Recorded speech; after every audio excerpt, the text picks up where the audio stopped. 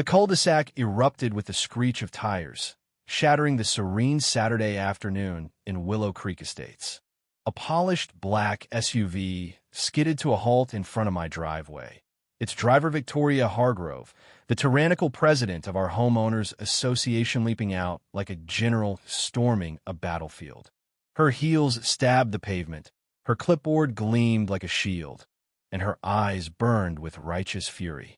My sons, Ethan, 13, and Caleb, 15, froze mid-dribble on our portable basketball hoop, their laughter snuffed out as Victoria marched toward them. From my kitchen window, where I'd been slicing tomatoes for dinner, my stomach twisted. This wasn't a neighborly VY sit. This was a declaration of war. Willow Creek was a suburban paradise of manicured lawns and cookie-cutter homes, but beneath its glossy surface lurked a pressure cooker of petty rules and power struggles. Victoria, dubbed Vicky the Vigilant, in hushed backyard chats, ruled the HOA with an iron fist. A single blade of grass out of place or a mailbox slightly askew could summon her wrath.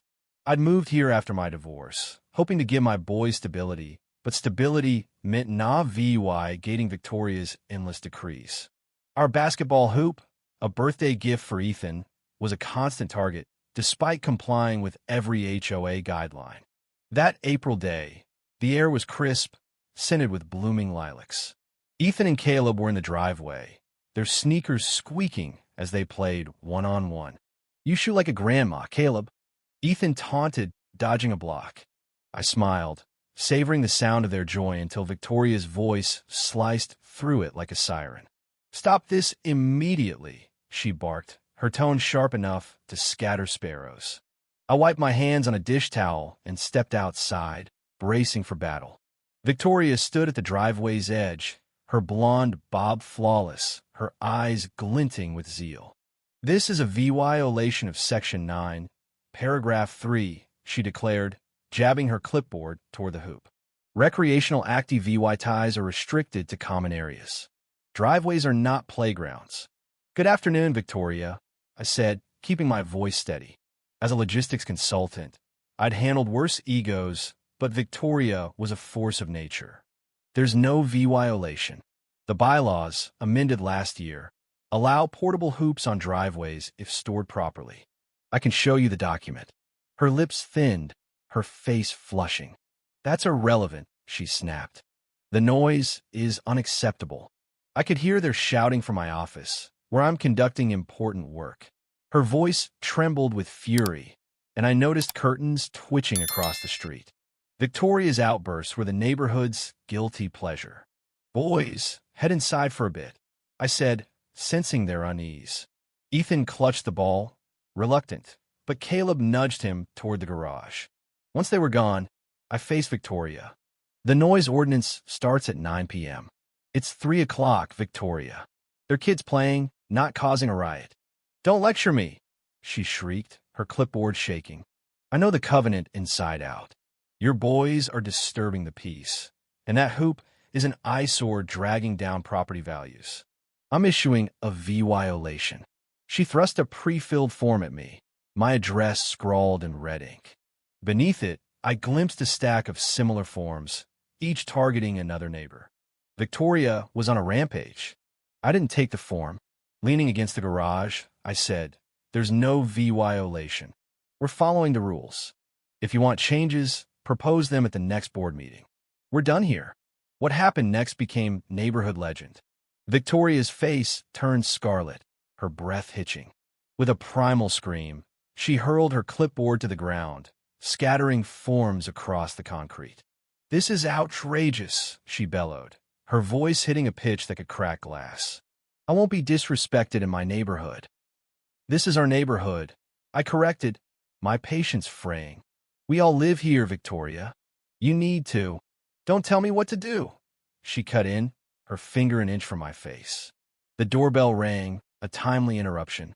I opened the door to find Tom Rivera, my ex-Marine neighbor, his arms crossed, brow furrowed. "Trouble, Nate?" he asked, eyeing Victoria. "This is an HOA matter, Thomas," she snapped, dismissing him. "It doesn't concern you." Tom's jaw tightened. Shouting in my neighborhood concerns me, Vicky. What's the issue? I sighed. The boys were playing basketball. Victoria thinks it's a violation, but we're compliant with the bylaws. Those brats were making a racket. Victoria interjected. This is a respectable community, not a gym. The front door creaked, and Ethan peeked out, voice small. Dad, we weren't loud, were we? Victoria whirled on him. Yes, you were, she roared. Your father can't control you, and it's ruining this neighborhood. That crossed the line. My comm snapped. Victoria, I said, voice low, leave my property. Now, send a written notice if you want, but this is over. I won't be dismissed, she spat, hands on hips. I have the authority to. Actually, Tom interrupted, Nate can ask you to leave. Refuse, and it's trespassing. Victoria's eyes bulged. Trespassing? I'm the HOA president. Her voice carried, drawing neighbors onto their lawns. Then, in a fit of rage, she stormed to the hoop, grabbed the pole, and shoved. If you won't remove this, I will, she screamed. Victoria, stop, I shouted, pulling out my phone to record.